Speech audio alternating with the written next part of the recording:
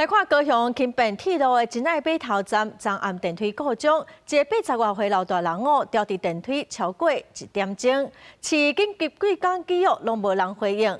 高雄捷运公司早起是回释的，表示讲各理清故障原因，卖赶紧来改善紧急通话设备。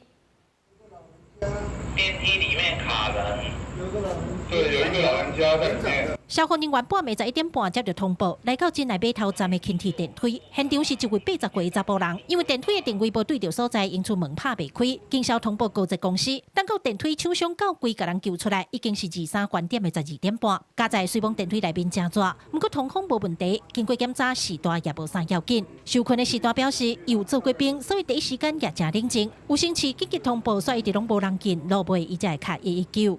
爱改进的就是。客服中心竟然无人啊，无人接啊！啊，大哥要去敢坐电梯吗？我没用，我不爱坐的，加了，现在电梯我不爱坐。昨天来的时候，它已经拆掉了，那个拆掉的意义表示说电梯已经修好了。但是今天我来的时候，一看到你们这边。